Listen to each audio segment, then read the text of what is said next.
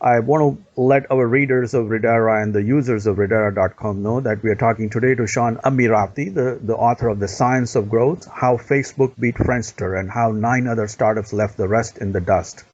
You have a very interesting book, and we would certainly like to know more about the book, obviously. And thank you very much for joining with us, and we are looking forward to hearing your comments today. Thanks. It's a pleasure to be here. What is the book all about? Yeah, so the book is all about looking at, as the title sort of implies, 10 pairs of companies where each pair got to what's often described in entrepreneurship parlance as product market fit at about the same point in history. So it was a similar product targeting a similar market at the same time, and one took off while the other stalled out. So in addition to the Facebook Friendster example, there are examples like Tesla versus Fisker, YouTube versus Rever, LinkedIn versus Spoke, that kind of thing, Movable Type versus WordPress. Obviously, certain companies find the right things to do in order to scale or in order to develop the market, in order to grow, in order to acquire new customers, and certain companies just don't get that right. And often people equate that with luck, but I think there is certain elements, so there are certain things behind the scenes that certain entrepreneurs or organizations understand it inherently. And in your experience, in your research, what have you found that? Yeah, that's exactly right. So one of the things I believe is that you sort of make your own luck here. And so I think the processes and the techniques that these companies did helped them to achieve that success and end up looking lucky from the outside. So what we ended up discovering is that companies go through broadly three phases of growth. And at each of these different phases, there are important best practices to focus on to allow the company to advance to the next phase. And then ultimately the ultimate phase is maintain that pace of exponential growth. Yeah, because in the book you have very nice three kind of sections, starting with prerequisite for scaling, and then catalyst for accelerating growth, and then sustaining it. That's right. Let's talk each one of those. Prerequisites for scaling. What are they, in your opinion, as you explain in 3-4 different chapters there? Sure. So the idea behind the prerequisite section is that just like you can't do calculus before you do algebra, you can't focus on scaling your company before you've satisfied certain prerequisites. And we look at 4 of them. So the first of those is really about the team involved and their vision for the future. One of the things that I believe is that entrepreneurs end up seeing the world the way it ought to be long before many of the rest of us do. And so this is sort of that founding team and the vision that they have. Then you have just the idea itself, how large can the opportunity be as successful, which we call a scalable idea. And then that solves a real problem. So is this actually solving a problem for that market we described in prerequisite number 2? And then finally, the fourth of the prerequisites is an excellent first interaction. So the idea being that you progress through these 4 sequential steps to satisfy these prerequisites before you turn your attention or turn the page to focusing on scaling up and then ultimately sustaining that growth. Mm-hmm, mm-hmm. And in your opinion, how Facebook saw it, how YouTube saw it, how Google saw it, based on the experience that others failed to see at that time? Yeah, so that gets back to the founder's core vision, right? You can end up seeing, entrepreneurs ultimately need to be 2 things when they're starting out: contrarian and correct. Right? So you need to be contrarian because if it's widely accepted that this is where the market's going, then products and services will have already filled that gap. But you also need to be correct, right? That your view of the world, although not widely accepted, needs to be where the world is actually heading. And in each of those cases, you can see the entrepreneurs take this contrarian yet correct view of where the world's heading. Mm-hmm, mm-hmm.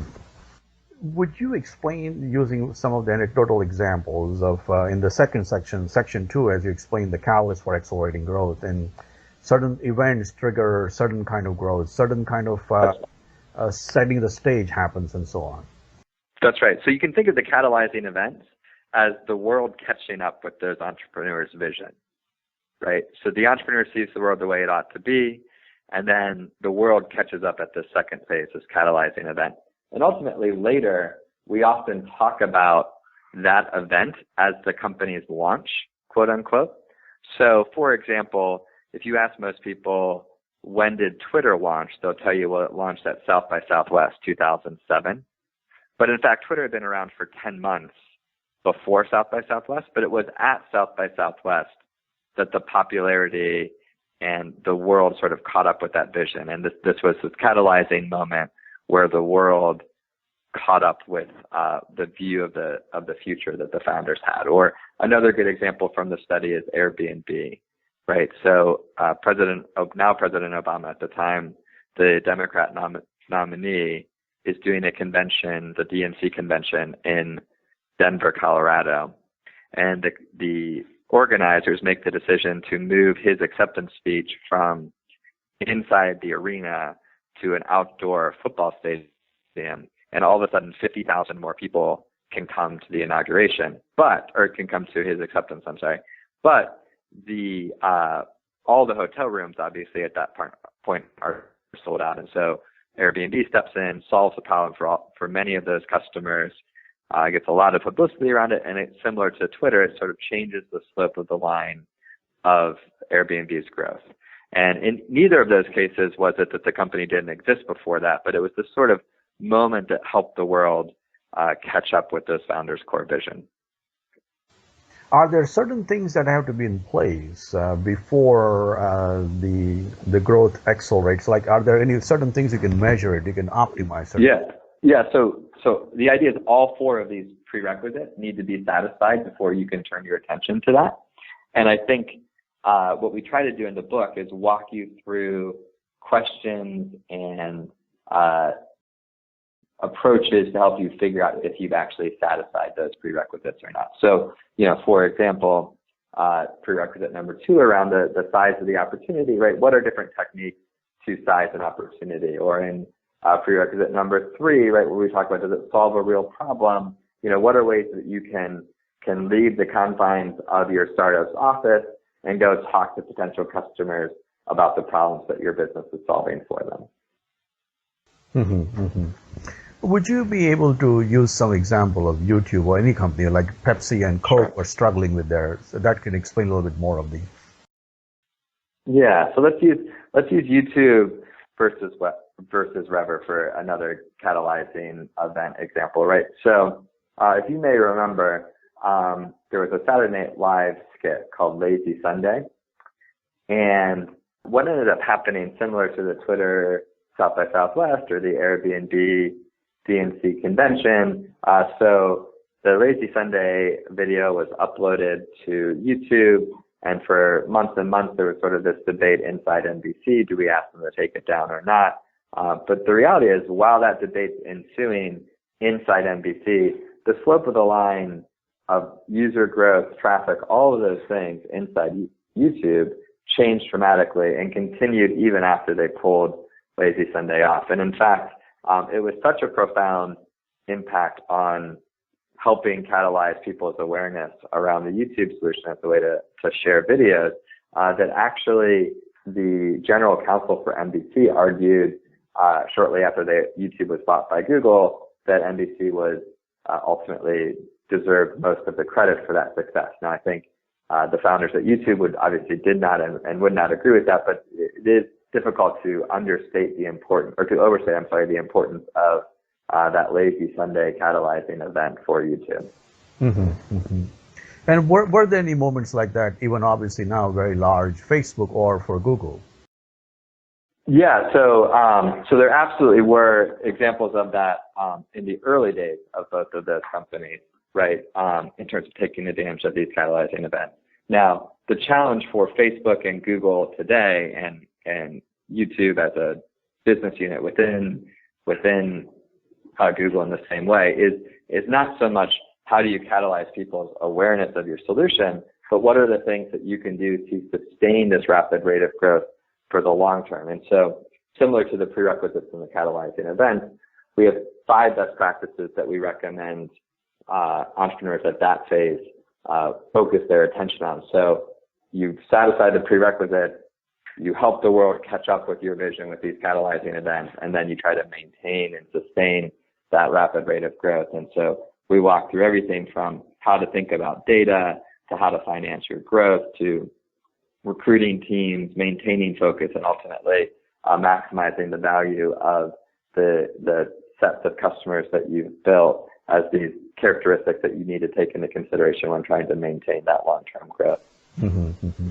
How important it is, in your opinion, to be ruthlessly creating priorities, so that way the entire energy and the focus of the organization is on certain important aspects that customers really need or desire or use it? Yeah. So I think it's really important once you've had this rapid acceleration, right? So I think early in a company's development, there are lots of little experiments that you have going on. So while you're trying to satisfy these prerequisites, you're trying lots of different things to see what works. But once you have this catalyzing event and your growth takes off, the bit really flips, and your attention now focuses to just doing the things that allow you to maintain focus and discipline and continue to scale and as you say, ruthlessly prioritize. This is actually a little surprising to us while we were building out these cases because, I would have assumed going in that the companies that maintain this rate of growth would continually be reinventing themselves and trying lots of different things. But what you realize is when you're growing at that rate, there's just only so many hours in the day, and so you need to really stay focused. So as one example from the cases we looked at, in the management team at PayPal, the CEO at the time, Peter Thiel, actually had a rule where he would only talk to you about the most important thing you were working on. He would call it sort of your one thing. And the idea was that if you wanted to talk to him about something else going on at PayPal, he's like, that's not important. What's important is that you stay focused on your one thing. Let's talk about that. How important it is to be data-driven versus data-informed? Yes. So this is an interesting one. So one of the things we talk about is sort of this approach to using data, and the idea behind being data-driven versus being data-informed versus being data-driven, is that you absolutely want to use quantitative data to steer and direct your decision. But if you only use quantitative data, you end up doing what's often described in computer science as micro optimizations, right? You'll reach these sort of local maxima. But it's the combination of human expertise plus quantitative data together that allows you to take this to use data to inform your decisions, but not become overly reliant on it, so that you end up leaning into these sort of micro optimizations. Mm-hmm, mm-hmm. And how was that used in the Pepsi reinvention of the bottle when they were competing with Coke bottles? Yeah, this is an interesting story. It actually came out. I was teaching these techniques in a executive education course, and one of the students actually in the class told me this story. I thought it was absolutely fascinating.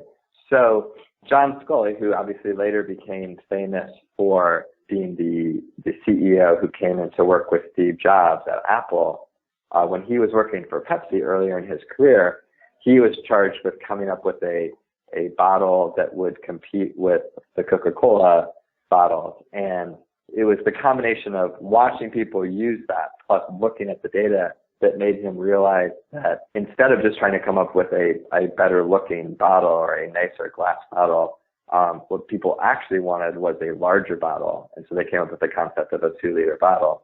And then at the same time, looking at applying sort of his human intuition, looking at advances in material science, he's like, why don't we make it a plastic bottle instead of a glass one so that it can't drop?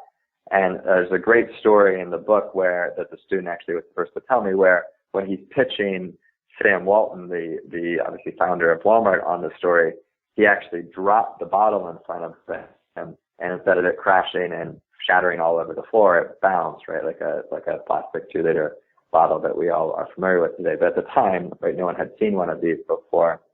Walmart shifted their orders, completely changed the dynamic between Coke and Pepsi at the time.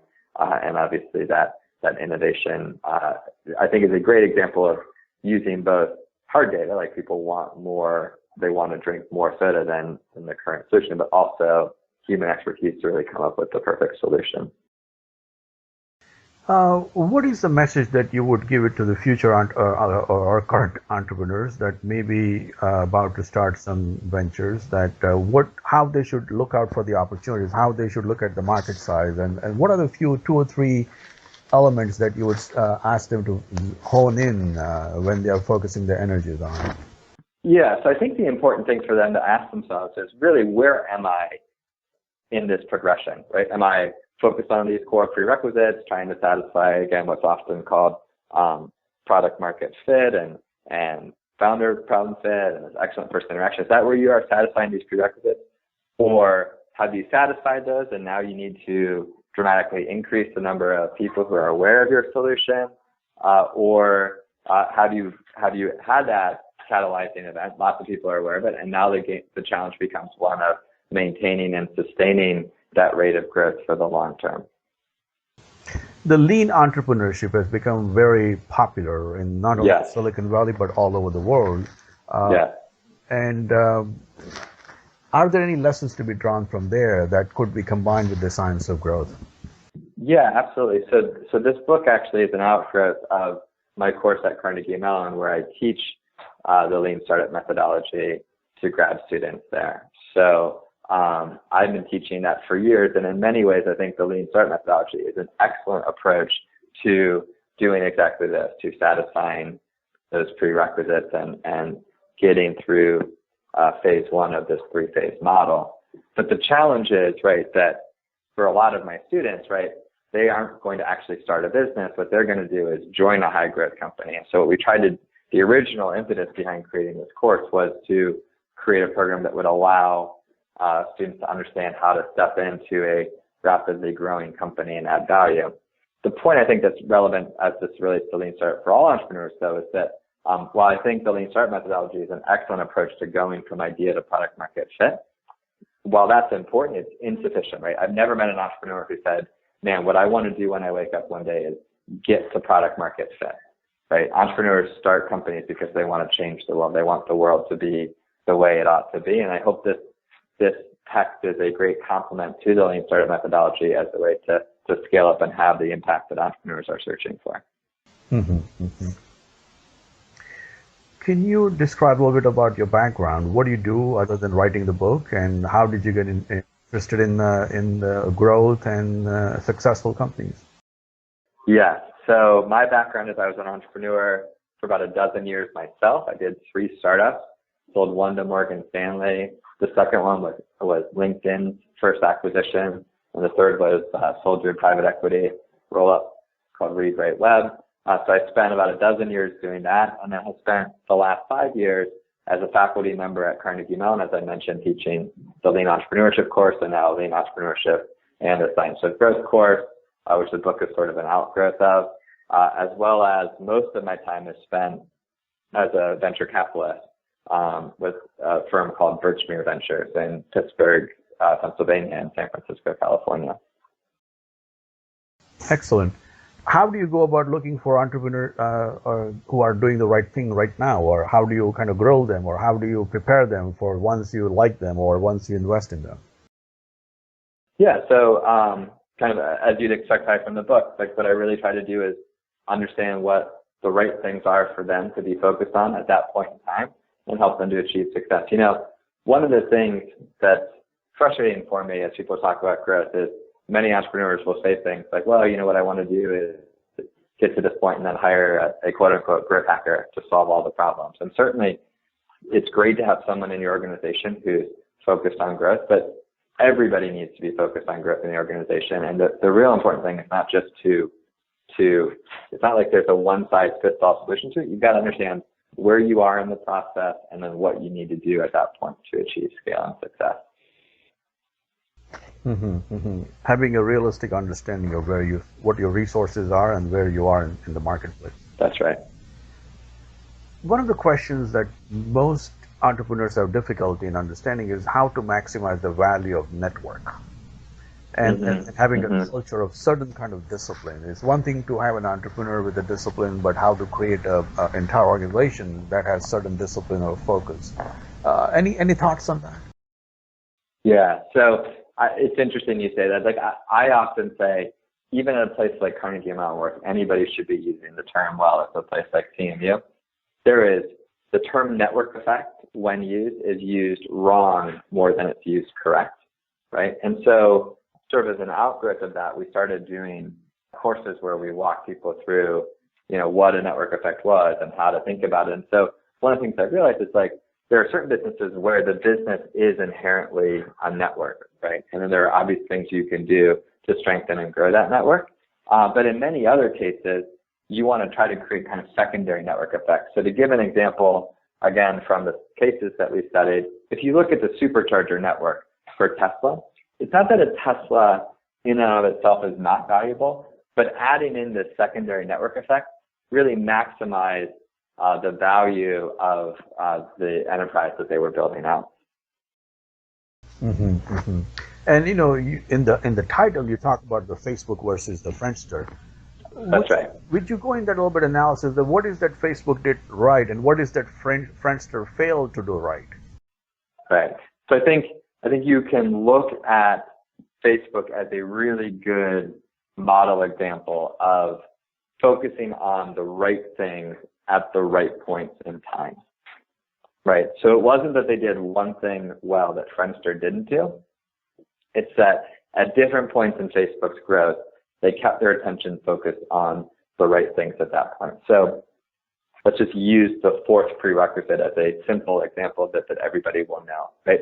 So they were so committed to creating an excellent first interaction with the product that they added artificial constraints to the product, things like restricting the number of people who could sign up to those who were inherently college students and at first college students at certain colleges, to guarantee that those customers' experiences would be excellent the first time they touched the product, right? And each step along the way of the company's progression, you can see them focused on the right things for that point in the company's growth. And I like to think that's a combination of just how smart the core team there is, and then obviously having, I think, good advisors and investors around to help them with that. Would you let us know what other books you're working on in the future? Or are there any? Absolutely. I'm not working on any right now. This has been quite a project in addition to the day job of investing and teaching, but I will definitely let you know in the future if some come up. We have been speaking with Sean Amirati, the author of The Science of Growth, How Facebook Beat Friendster and How 9 Other Startups Left the Rest in the Dust. Thank you very much for your time and your comments.